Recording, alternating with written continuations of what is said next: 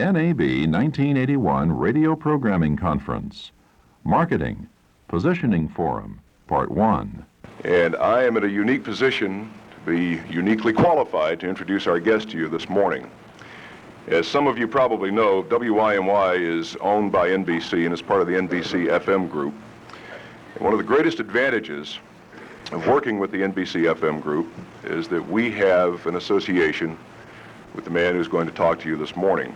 And he's helped us in positioning and advertising our radio stations, and he's real nice to have around the house, so to speak, so you have somebody to bounce ideas off of. Jack Trout is the president of Trout and Reese Advertising. That's a New York advertising agency which is 16 years old and has more than $25 million worth of billing. Jack joined the agency in 1968 after 3 years at Uniroyal, where he was a divisional advertising manager, and previously he spent 6 years in the advertising department at General Electric.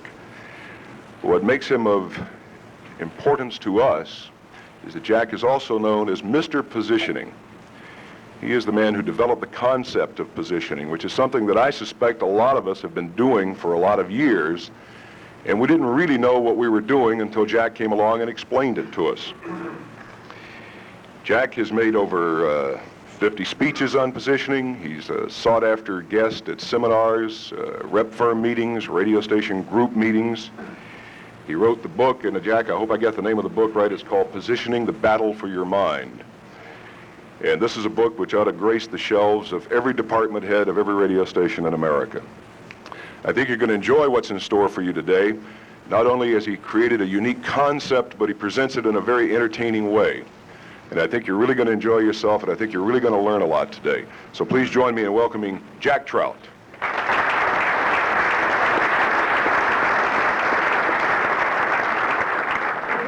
Thank you, Al. Good morning.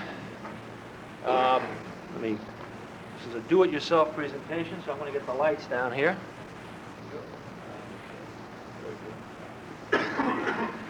All right. As Al said, we're going to talk about a subject called positioning, which is a subject that we have been dealing with and talking about for a long, long time. Can you have it louder, Jack? Louder. Oh, is there anybody who can crank positioning? And we're talking about basically a body of thought that is essentially a communications theory, really. It is nothing, a lot of people we have discovered have tended to misuse the word. It has become a buzzword, and it has developed many, many different uses. But quite simply, positioning is not what you do to the product, not what you do to the radio station. It's what you do to the mind. We're talking about a process of getting into the minds of the audiences that you are out to influence. In other words, if you're out to impress advertisers, obviously you're dealing with that group of minds and what's in those minds. And that's what the process of positioning is about, how to get into the mind successfully. We've been talking about this subject since about 1969, when I first wrote a few articles on the subject. And this first was unleashed on the marketing world in a very obscure corner of the business, and it was a magazine called Industrial Marketing. And it was an article entitled "Positioning is a Game People Play in Today's Me Too Marketplace." And we made some predictions about what was going on in the marketing world, and I think it was the predictions that for the first time began to get people's attention. We said a company has no hope to go make progress head-on against a company called IBM. We used IBM as an example of this process of positioning and getting into the mind. And we saw the fact there are a lot of very large companies out there trying to take business from IBM on a head-to-head basis. And we said that is doomed to failure. And we said if RCA, for example, which was one of the players, positioned a computer line that related to communications, was if they started their process of what the mind would give them, which was communications, they might be able to make some progress. But as 1970 rolled around, everything we said was suitably ignored, as you can imagine. And in 1971, RCA fires a broadside at number one. In other words, RCA was going to go out head-to-head and try to overwhelm that position in the mind that IBM had achieved. And at that moment, the mind share that IBM had in computers was almost a classic. And RCA had decided that they were going to go head-on into that position. RCA goes head-to-head with IBM, was reported in an article in Fortune magazine. Even Advertising Age reported RCA computer push is a head-on slash at IBM. So in other words, they were going to try to win the battle for the mind by going head-to-head with the mind share that IBM had. And we said that is going to be nothing but problems. 1971 rolled around, and there was another article in Businessweek magazine, the $250 million disaster that hit RCA. What you saw here was a replay of the Battle of Balaclava, or shall we say the Charge of the Light Brigade. Into the Valley of Death rode Bobby Sarnoff's salesmen, and they were wiped out. It was incredible. $250 million. We figured it out one time that if you converted that into $10 bills and stacked them up outside of 30 Rock, right, where RCA was headquartered, the stack of tens went right past Bobby Sarnoff's office on the 62nd floor and kept going north. An enormous amount of money down the tubes. We came back, we couldn't resist it, and I wrote another article that said, Positioning Revisited, Why Didn't GE and RCA Listen? And we reiterated some of those principles of winning that battle for the mind, which is so critical in today's arena. 1972 rolled around, and we authored, myself and my partner Al Reese, authored a three-part series on the whole subject of positioning. We really, at this moment, began to get into this body of thought much more deeply. Part 1, Advertising Age, April 24th, 1972, said, The positioning era cometh. And we began to talk about some important principles. Positioning, this is Advertising Age, on May 1st, 1972, positioning cuts through chaos in the marketplace. This over-producted, over-communicated, we began to track here the intense competition, the chaos that was being generated. And if you think we had chaos now, I mean, we failed to recognize what was going to happen, which is incredible today. And then May 8th, 1972, how to position your product. The rules of the road, which I will go through a little bit later. And we're talking about rules which apply to every situation. They apply to a product, a packaged goods product. They apply to a corporation. They apply to a radio station. The rules transcend all categories. So in 1981 rolls around, and what has happened in the ensuing years since we first started? Well, for one thing, we've given away 150,000 copies of the reprints of those three articles, that Advertising Age series. And these little orange booklets, every day we get requests from all over the world for more copies of this booklet, which is really nothing but the original 1972 Ad Age series. And I suspect some of you out there have, came across these or might have an orange booklet. Well, what we've decided, though, at that moment, we no longer, are going to give away our thoughts. No more freebies, guys. That's it. You've had it. We have now published a book, which Al referred to, entitled Positioning: The Battle for Your Mind. McGraw-Hill actually published it. It's been out about 6 or 7 months. It's in its third or fourth printing. I know the NAB has some copies in the back room. They have a small supply, so If you want to grab a copy after this presentation, you better move fast. Though they said they'll make it available. In other words, they'll contact them and they will make it available to anybody who wants to get a copy. So, in this book, we in essence have about 10 years of work.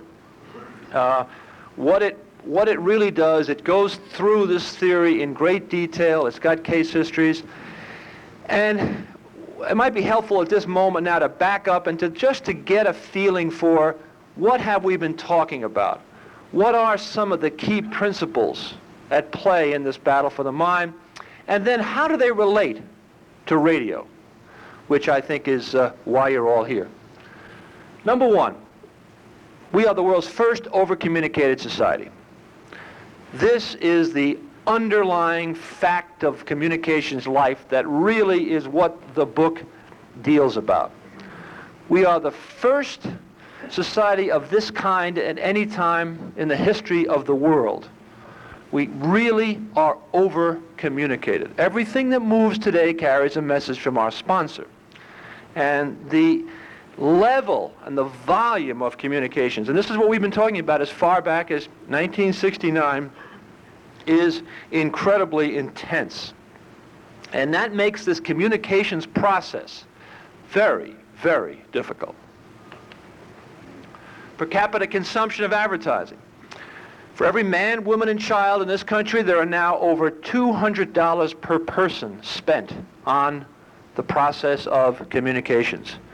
$200 for every man, woman, and child. That is an enormous amount of money. The most advanced country in the Western civilization, probably in Europe, say, spends no more than $70 or $80 per person.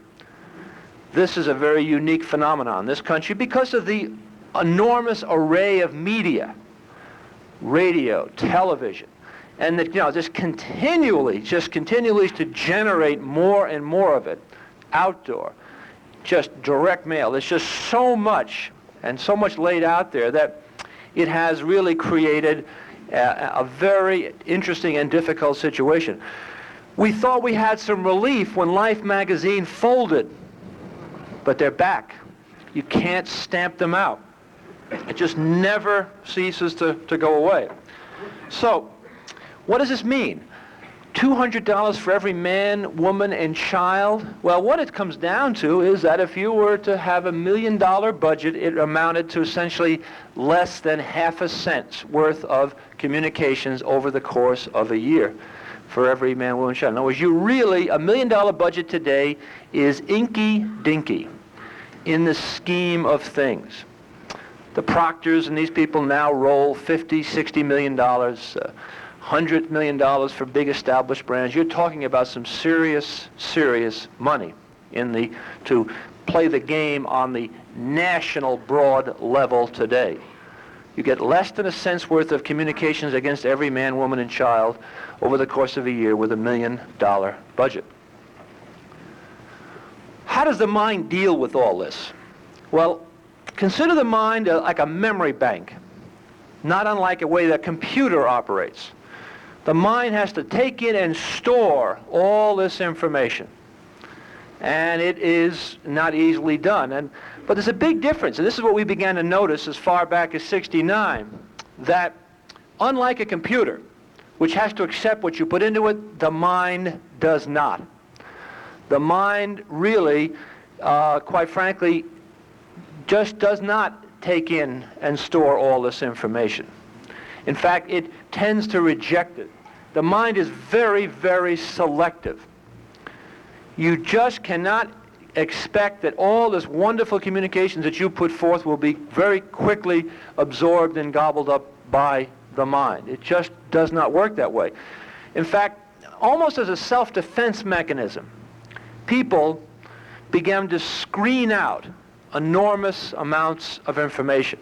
And that's what we began to notice, that anything that was confusing, anything that did not compute, anything that was in a category where I had about as much in my mind as I wanted was screened out, just ignored.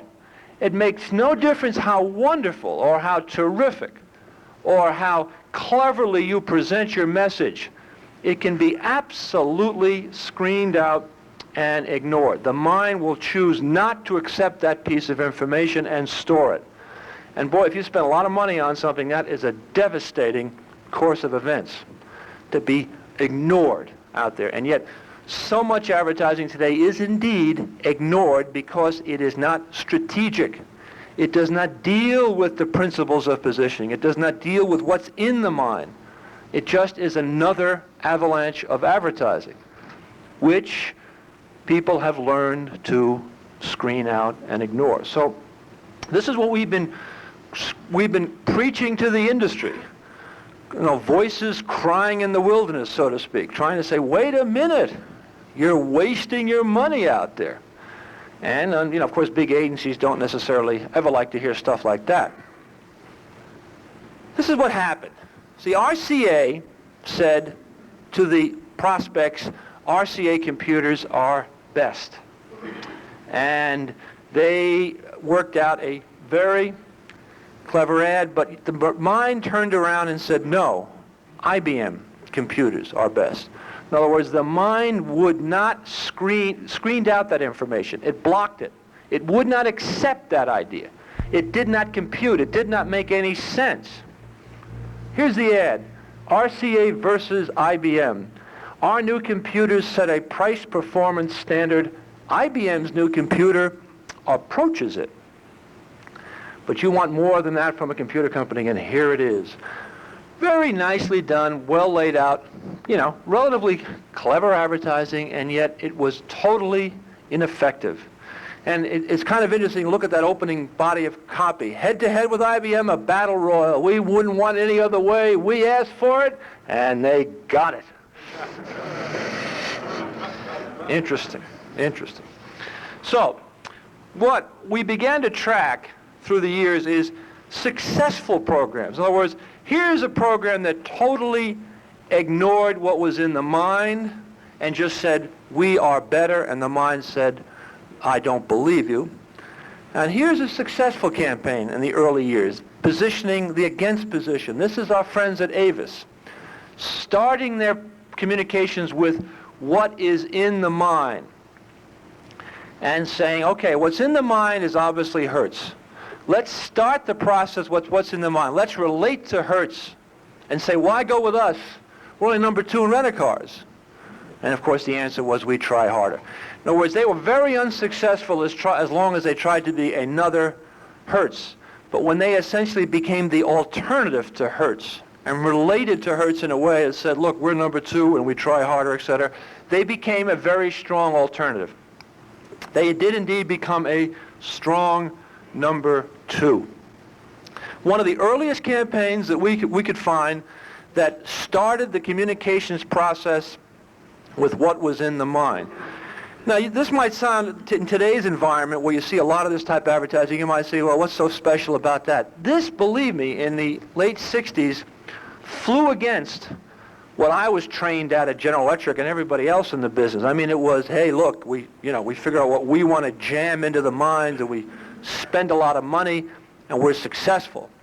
And this was really a breakthrough, starting the process with what was in the mind. The product ladder. What we began to track also is a thing called a ladder. And the mind stores information in almost a ladder-like format. Here's what the rent-a-car ladder would look like, a Hertz, an Avis, a Nationals. Now, there's probably 5 or 6 runs as a budget. Might be $1 on it. And obviously, this could be all news stations. It could be radio stations in a given marketplace. In other words, this ladder is really the way this information is, or these brands are stored in the mind.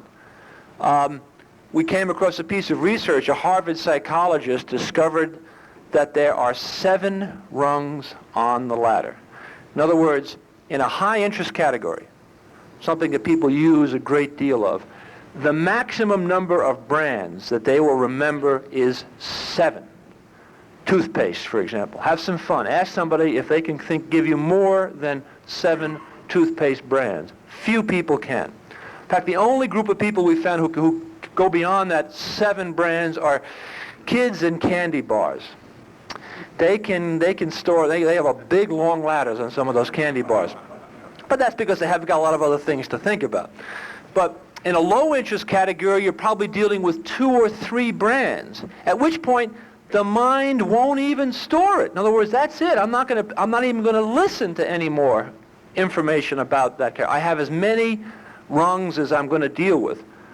You know, you take you take jewelry stores in New York, fancy jewelry stores. Most people will get to Tiffany's and maybe Cartier, and that's it, blanco. Because how many people are interested in expensive jewelry stores? Now, Jacqueline Onassis, she'll give you a whole run of jewelry stores probably, but you know, you've got to have the interest before you'll store it. And that's the problem with radio stations. How many stations do you think people are going to store in their mind? Very, very few. Very difficult. Because, you know, you've got to make room for other information in this environment. So, the latter.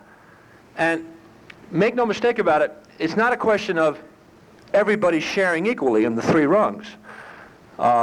People like the Boston Consulting Group have discovered the fact, and others in the business have discovered that the number 1 rung, Hertz, for example, normally gets twice as much business as number 2. Number 2 gets twice as much business as number 3, and on down the line. So if you're 3 or 4 or 5 in a category, the business is very, very slim. So you want to be number 1. You want to dominate the specific ladder that you're after. So if you're a radio station, you want to drive in and you want to preempt an idea and be the dominant or number 1 in a given area, which is very, very important. This is called advertising your aspirations. Here's after Hertz and Avis, right? Avis successfully became number 2. Then they ran this ad. Avis is going to be number 1. That was desperately unsuccessful. It was incredible. This is the thing that really slowed their momentum. You cannot go forth and advertise your aspirations, and yet so many advertisers do. In other words, they want to tell people what they want people to believe, and that is not going to work. People already said, look, you're number 2 and you try harder, and that's it. You ain't going to be number 1. And that's exactly what happened. They have never become number 1, nor will they ever become number 1. The uncola position, another classic example of positioning, starting your process with what's in the mind. 7-Up, when they did their traditional soft, wet and wild, typical soft drink number, they were very, very unsuccessful.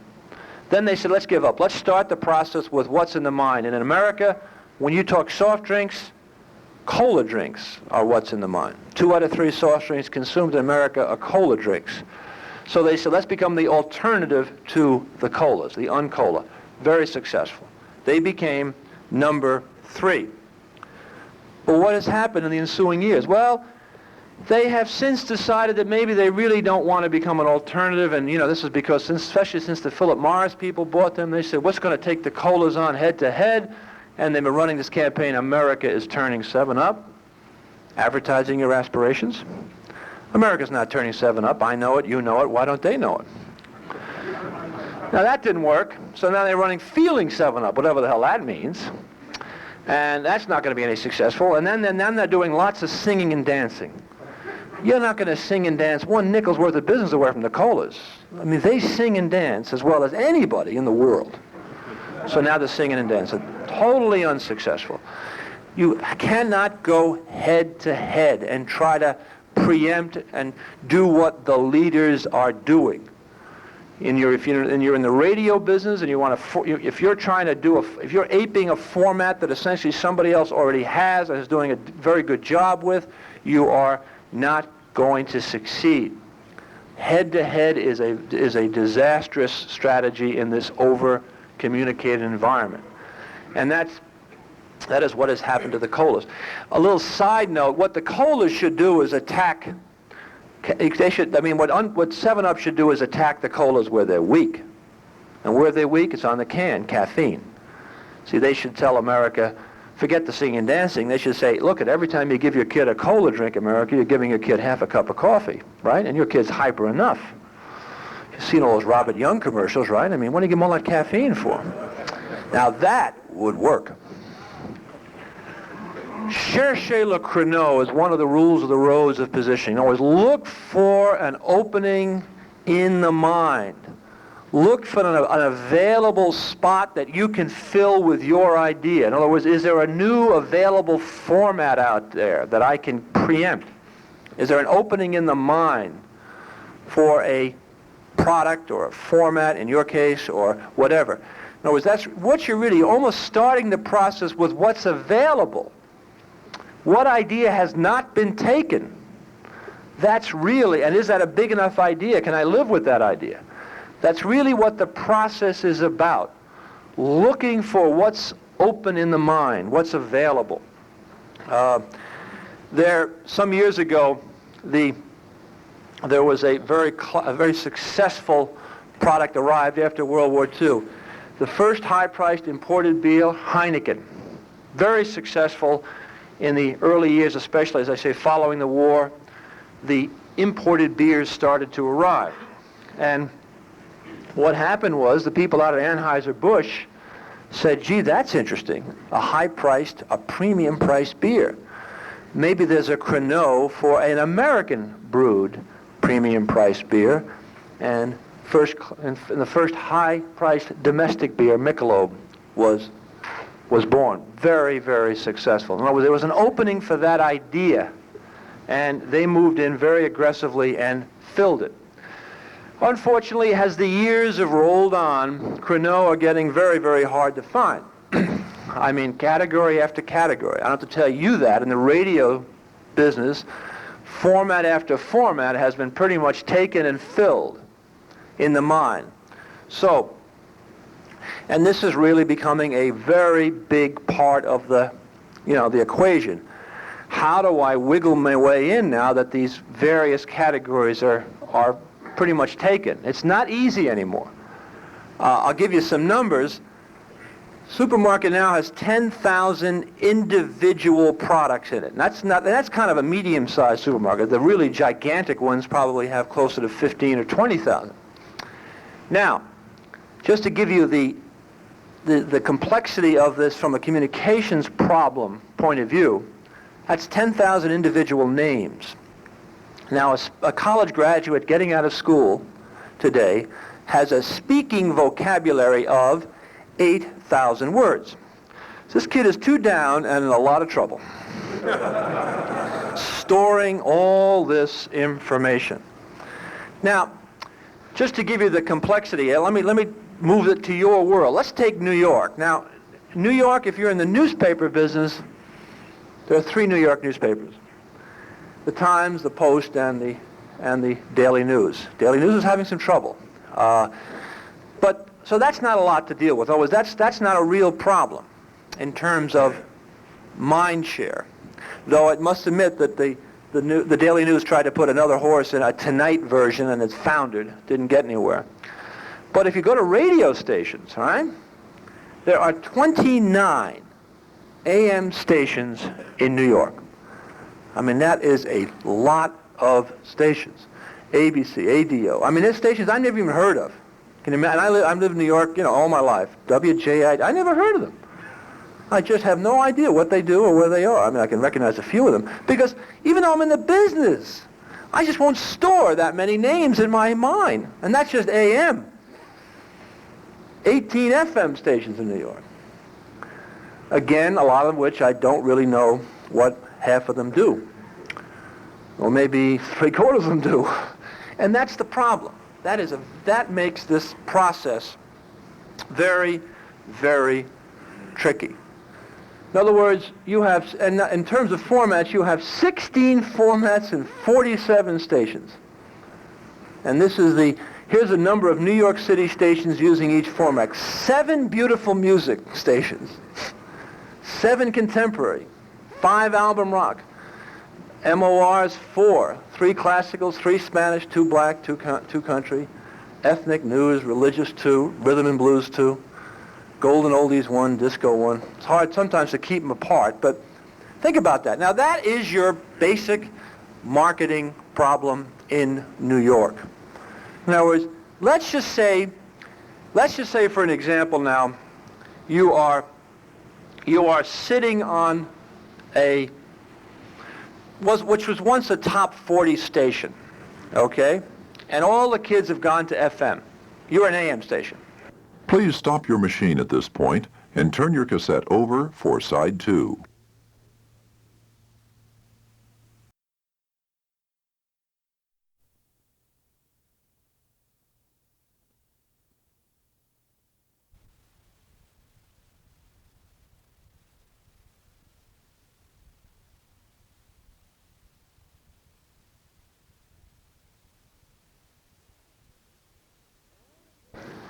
And all the kids have run over to FM, so now you've lost your audience. WABC in New York, for example, right? You know, from 1st to 6th, almost in a couple of years. Devastating. I mean, guys are panic-stricken. Now, that's a problem, because now you have to reposition yourself. I don't want to be a top 40 station anymore. First thing you don't want to do is fall into what we call the Me Too trap. Here you go, I love Chicago. Remember that, the famous I love New York, right? Somebody came out with I love Chicago. Dumb. There's no sense taking off on an established idea. In other words, if you're now a top 40 station and you've lost your audience and you've got to reposition yourself, there's no sense positioning yourself against a format that has already been taken, that somebody else is doing out there. In other words, the Me Too thing will get you absolutely zip. Or if not zip, almost zip. So that's the problem. So let's continue this exercise along, because I think it's a problem that some of you might have out there. All right, I'm AM, top 40, heavily crowded market, lots of formats out there. What to do? What to do? All right. This is a problem that we came across and did some work on several years ago, an identical problem. So I might be solving something for you people out there. This is the thing we did for a place called Wacky. It's an AM station in Louisville, Kentucky. General manager showed up at my office about a year or so ago, maybe a year and a half, and he said, boy, I got this problem, top 40, sayonara. And I got to reposition myself, and I don't know what to do. And he said, I read that stuff you guys were doing on positioning, and I think it could be some assistance. But I'm thinking about this, and I said, well, what do you got down there, George? And George said, well, I'll tell you what I think I got. I said, I got a great leadoff man. He's kind of funny, crazy. He is a little wacky, right? And I got some things, and I think what I'm thinking about is a concept a format that no one's ever done before, and it's kind of a thing, as best I could describe it, it'd be kind of all fun. You know, like all news, right? All fun. I said, all fun. I said, now that's very interesting, George. Yes, there is indeed no existing format like that. But what is nice about all fun is that plays against a very interesting need. You want some ideas for formats? Go to the telephone, all right? Here are your dial-it services right now on the radio, right? Provided by the New York Telephone Company. Dial-it joke. The most successful dial-it service they have is Dial a Joke, followed by Dial Dr. Brothers, the Big Apple Report, Sports Phone, Dow Jones Report, OTB results, Good Looks Line, and the children's stories. Interesting. Interesting. In other words, that could be an interesting piece of research that somebody's already done on available format ideas. Obviously, some of those double up. You know, OTB and Sports Phone are kind of one, but maybe an all sports type of a format. But getting back to Wacky, Dial a Joke. See, we knew this, and we said, I said, George, I think there's a dynamite idea there. Nobody, I mean, you talk about get depressed, it's very easy to get depressed these days, right? Gasoline prices, Middle East, I mean, you know, you just can't, I mean, Puerto Ricans are throwing bombs around New York from time to time. I mean, it's just, you know, we have a lot of ongoing problems in society. The reason that Dial a Joke is so popular is that people want to smile. They need to be lifted up. They want from a personal, they need to have a sense of, it's one of these things, I got to keep laughing or I'll cry myself to death. So there's an enormous need, and I said, George, that's a need. Just like beautiful music is, I want to relax. The most successful thing that beautiful music does is play that against the relaxing idea. A need I have is to relax. The need to be informed. A lot of you have done a lot of interesting talk radio. That is the need to be informed by, which is representative of many of these dial-it services. People want to know what's going on. So we decided, we said that need to have fun, that need to be lifted up, that need to smile was a very basic human need, and I didn't see it going away for a long time. I think that, things are going to get more depressing before they get better, as best I could figure. So we said, that's the idea, George. That is a great concept, but now you got to bring it to life, right? So first of all, we need a wacky logo type. Big mouth. One of the great classic mouths, right? The Cheshire Cat. That smiling mouth. That's a very effective visual device. So we said, let's introduce a big mouth. Wacky 790. You got a great set of call letters to go with this idea, because wacky and fun kind of go together. And smile, we'll do the big mouth. So that's part of the positioning process. Can I visualize my concept? Can I tie a set of call letters into my concept? Very nice. If you can put that all together, you have the basics of a very good and very successful format. But the third thing, and I think this is really almost which was the key to this one, can I promote my new format? Does it lend itself to interesting, involving promotion, communications? And of course, this kind of a concept, as you can imagine, certainly does. Now, we did some direct mail, and we created some prototype communications. The irony is that this stuff never ran because, well, a lot of budget problems and whatnot. But in essence, I'm only taking you through the exercises because I think it gives you a sense of what could be done. I'll tell you what happened, even though it never ran. But let's show you. This shows you what you can do if you've got a strong concept with a name, a format idea, and that's promotable. For example, here's a television commercial. With all the bad news out there, right, and the television screen says, you see, OPEC raises prices again. This is the Louisville News, a mythical paper. You have to read about it in the paper today, and his inflation soars out of control. Where can you turn for relief as gasoline hits $1.50 a gallon? These headlines can be replaced with today's bad news headlines. I mean, there's always an abundance of bad news headlines out there. Controllers on strike, something like that. So it says, where can you turn for relief? Turn off the news. Black screen. Turn on the radio station. The mouth appears out of the black. That lets the good times roll again. Wacky 790. With wacky Bill Bailey. He was their funny Imus type character in the morning. Wacky Harry Lyles, another personality a little bit later on, and wacky Bob Moody, and wacky Mike McVeigh.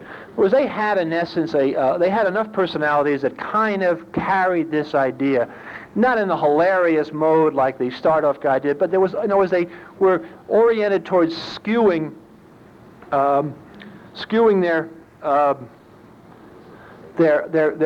entertainment and their music towards this up idea. Wacky 790 for relief and a smile. In other words, this was this was just a prototype commercial, but I think you get a good sense of the kinds of things you can do if you've got a very promotable idea.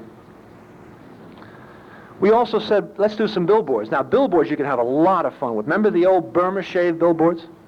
Very funny. Well, stuff like, here's a wacky billboard. When the news turns bad, turn off the news. Wacky 790. This is kind of a Bill, supposedly a Bill Bailey quote. Tomorrow is the first day of our next crisis. Another wacky billboard. Here's one. No problem is ever too big to run away from. And here's another one. When the going gets tough, get somebody else to go. This is the kind of stuff that if people drive by, they're going to smile, they're going to get it, and they say, that's interesting. And you know, this is the kind of formatting and programming, you know, you begin to think of. Obviously, this doesn't even touch the kind of ideas of using comedy albums and syndicated material that can be available once you start to get into this type of mode. But then, so what we did is this thing rolled, actually it never rolled with all the promotion. It rolled with a big direct mail effort with the mouth and the smile. It rolled with some PR, and it essentially rolled with a lot of local stuff, never the big advertising push. And yet we got kind of, we call it a wacky phone call, right, from George Francis called. He said, the arbitrator just came in, Wacky scored some astounding gains from 8th place to 1st place in several categories, etc. The champagne corks are still on the floor, said George. He figures the ratings are worth about $750,000 in advertising revenues, long haul. This is absolutely a true story. In the course of one book, and then the second book held it, they went from 6th to 1st and or 2nd in all categories. And this is without the kind of promotion that we think really would have driven this idea in deeper and deeper. But I'm just bringing this up just to give you an idea of, if you've got a format problem, you've got to find something that is available, a chrono, so to speak, an opening in the mind, and then you've got to package it in such a way and promote it that you can indeed win the battle for the mind and drive in with your idea. Okay, that gives you I think that's a very good example of that cherchez le chrono, look for an opening. Let's move on to some other basic principles. What to name the product is probably one of the most important principles in this business of positioning. The name is that little hook that gets hung on the ladder in the mind. And if you've got a terrific name, you have a running start in this process of positioning. Here are some terrific names: Head and Shoulders, Intensive Care, Slender, Dial, Close-Up. Very powerful, simple names that almost carry their concepts in with them. Now here are some terrible names, what not to name a product: Men&E, Breck 1, Williams W, and this the Revlon, Balsam, Protein, Flex, Colgate 100, Harvard, nothing. Now, what you have here is, we call these line extension names. They're really confusing names. They don't help you at all. And just about all these products, with the exception of Flex, which has tended to hang in there because they've pretty much dropped the other names and used Flex, these are disasters. They have gotten nowhere because they could not get into the mind. Our favorite is that one at the end. Now, this is a little piece of marketing history that you probably very few people are aware of. Men&E. That's a wonderful story. That was the world's first vitamin deodorant. That's right. You sprayed a vitamin under your arm. Wonderful, isn't it? Now, what's the problem with that idea? The problem with that idea is exemplified by the fact that you all laughed. Because it doesn't make any sense. That's incredible. I don't believe that. The copywriter that was given the challenge of writing this opening ad had the same problem. Vitamin E, incredibly, is a deodorant. Now, you see the word incredible in a headline, you know you got real problems. And it is incredible. It does not make sense unless you want the healthiest, best-fed armpits in the country. And that is what happened. This product went down the rat hole so fast it was a blur. It did not make any sense. And that is what you have to beware of: confusion. Confusion is the enemy. A vitamin is a deodorant. What is that by? Another name problem. Funny names. Some years ago, little history, Opal was not doing so well, And they said, gee, Japanese names are getting very popular. Toyota, Datsun. Why don't we use our Japanese name? See, General Motors was making this car with the Isuzu Motor Car Company, right? So they said, let's call it the Opel Isuzu. Now, here's the copywriters had a lot of fun. This was you talk about a lot of laughs back in the art department. What do Isuzus do? And how is your old Isuzu? Got a good laugh, but then they really got going. And how do you know if you have Isuzu? Or, alas, we have too few new Isuzus. Now, when we saw too few new, we said, wait a minute. When you see too few new, that means you have a lot of olds usually hanging around. Sure enough, Automotive News reported Buick's Japanese import seems glued to the showroom floor.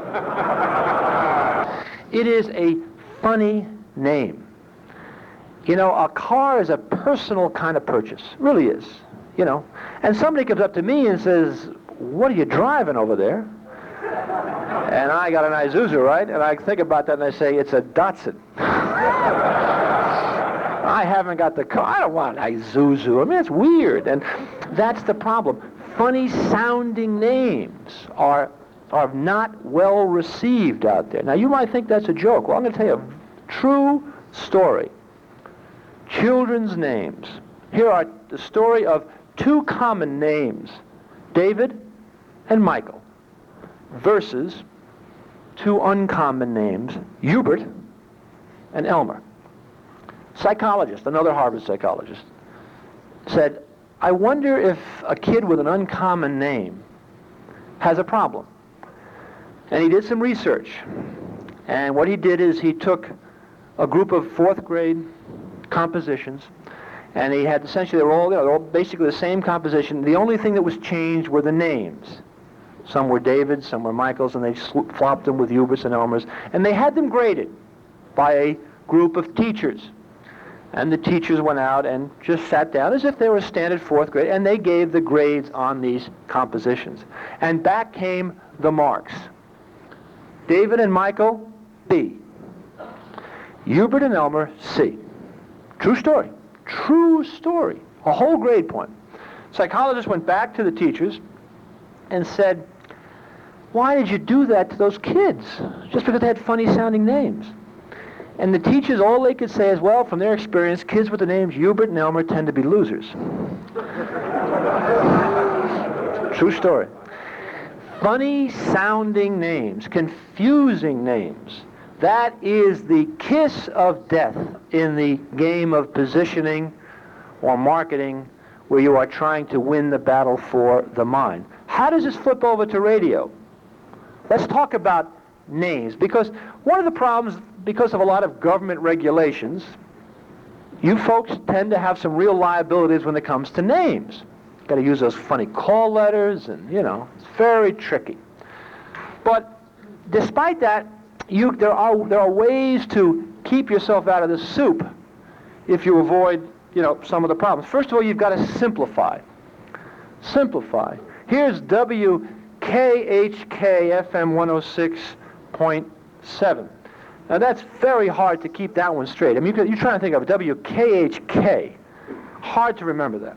They recently simplified it. Went to Kick 106. Good idea. Good idea. Had a visuals country, and they had a visual with a boot. I think it's in the right direction. But at least they got away from this almost immemorable set of names and numbers. Another simplification. WKQX. This happens to be one of our clients. This was an FM station right here in Chicago. Research showed that nobody could get KQX straight. And it was very complicated, and we just recently went to Q101. And it has seemed to have stuck very, very rapidly. And we came off the Q with quality and things like that, so it's bringing it to life. So it is a simplification move which will make it much more memorable, make it easy to recall, and if I got to write a number down in a diary, right, I got to remember those initials. So it makes life a little bit better from that point of view. So simplification, keep it simple, is very important in this whole over-communicated environment. Let's move on to another trap in the communications game today. We call it the line extension trap. Hanging one name over a series of products. In other words, a company called Scott Paper hung the name Scott on so many products. Scott towels, Scotkins, Scotties, Scott tissues. Scott lost all of its meaning. In other words, it flunked the shopping list test. If I wrote Scott on a shopping list, it had no meaning, zero meaning. And along comes those tissue squeezers at Charmin, zap, take away all their business. Number one. So, in other words, you have to be aware of line extending. Lifesavers gum, remember that one? Huh? They had a Lifesavers candy, and then they introduced Lifesavers gum, and they had commercials which said, "But where's the hole?" And I'll tell you where the hole was in the marketing plan. It was a dumb idea. And that's exactly what happened. Down the rat hole. Kleenex Boutique tissues. What do I use this on my boutique? What is this? I don't understand this stuff. Pierre Cardin wine. Are you ready for that one? You know, it tastes okay, but it smells a little sweet. Bic pantyhose. As we say, the bottom fell out of that market in a hurry. $8 million lost on Sara Lee frozen entrees. Sara Lee is a frozen dessert in the minds of people, right? Nobody doesn't like Sara Lee. Well, a lot of people didn't like masticali and beef and chicken noodles and beef and peppers too. You know, it looked okay, but it tasted a little sweet. Was that problem? Saturday Review broke up into 4 flavors: society, science, the arts, and education, and very quickly lost $17 million down the rat hole. $84 million down the tubes on this one. This is a Xerox machine that can't make a copy. Story was that Xerox bought a West Coast computer company, Scientific Data Systems. They paid almost $1 billion in Xerox stock for this company. And then they dropped the Scientific Data Systems name. Now, there's a couple of guys walking around Malibu today, you know, who founded that company. They're happy as hell. I mean, you know, this is terrific, sitting with their stock. But Xerox ain't so happy because they hung the Xerox name on this computer and ran an ad that says, "This Xerox machine can't make a copy, and any Xerox machine that can't make a copy is in trouble, as far as we're concerned." And that's exactly what happened. $81 million in a flash. The granddaddy, Singer, $371 million loss. Singer, generic name for sewing machines, bought a company called Frieden Business Machine Company, dropped the name, and talked about Singer business machines, and they knocked off their consumer slogan, which was touch and sew, to touch and know, right? Clever. $371 million in the tank. Sad, sad. But the mind will not operate the way people want it to operate. And that's a very important principle. In other words, probably the way the mind works is best exemplified by this little slide. What do you see? Fish or fowl? I'll give you a hint. The fish are the black ones. Now, this is what you do. When you go to the mind and you say, what are you? I am a fish or I am a fowl. But the mind will not see two things simultaneously. You cannot be two things in the mind simultaneously. One has to give. There's like a teeter-totter. I'm not saying you can't change it. Heinz, once upon a time, was a pickle. Then Heinz became a ketchup. But today they're not the leader in pickles. Classic is leader in pickles. In other words, you're going to give up one thing to become another. One idea, one concept to a name is pretty much the way the mind works. Are you a fish or are you a fowl? Now you might say, well, how does that apply to radio? Well, I'll show you how it applies to radio. I think a lot of you already know where I'm getting to. Here's the line extension trap. WCBS in New York. Now, WCBS in New York is trying to be a fish and a fowl. What is CBS? Is it all news or is it solid gold? And that is exactly the problem. They want to be both. They want a WCBS AM, all news, and they want to do WCBS FM, solid gold. Will that happen? No. Dumb. The problem is that you cannot be two things simultaneously and do well in both. You can't. The trouble is no one's got the courage to tell Bill Paley that he can't use CBS on everything. It makes him very upset. It makes him very nervous. You don't want to make him nervous in CBS because you tend to disappear. Poof, gone. So that's the problem, that line extension. You cannot have two different formats with exactly the same name. The line extension trap, WPIX. That's interesting. What is what is WPIX? Is it a radio station or a television station? Well, the answer is it's both. WPIX FM and WPIX TV. And interesting enough, WPIX pictures, right? I think it's a much better video name. You cannot be both in the same marketplace and expect to make any progress. Very, very difficult. Let's talk about the no-name trap.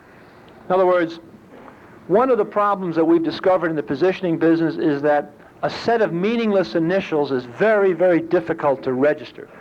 JF, TRW, ACA, ACF, AMF. The mind works in words. It doesn't work in initials. People don't remember. They want to constantly turn a set of initials into a word. GAF has become GAF to the world, and they hate it. People at GAF can't deal with that, GAF. It was a gaffe that they went to GAF. That was a dumb idea. But that's what happens because words are what the mind deals in. It does not deal in initials. It uses initials as a shorthand for a set of words that it knows. GE, General Electric. I mean, I'll shorten it down, but all it is a generic kind of a shortening, a phonetic shorthand, so to speak. The name is still General Electric. We did some research and we discovered that if you match up a set of initial companies versus name companies, the average awareness of the name companies is about 68% on a given set versus initial companies at 49%. In other words, it is very hard to get people to remember initials. We call it kind of corporate oblivion. And that's a real problem. So where possible, we say use a word, wins, W-I-N-S, wins. Try to, if you want to get your call letters, try to a drive-in or use it in a word format if possible, because it will make the memory much quicker. Don't use the wrong word. Now, this is an interesting, WNEW. We came across a piece of research that WNW had done recently among the broad bunch of non-listeners out there. 60% of these non-listeners thought that WNEW, right, this is the land of the Make-A-Believe Ballroom, right? WNW was a news station, an all-news station. Dynamite name for an all-news station, WNEW. And yet that was a true story. 60% of these non-listeners, when asked what do they do, oh, news. WNEW. So you have to be very, very careful of words.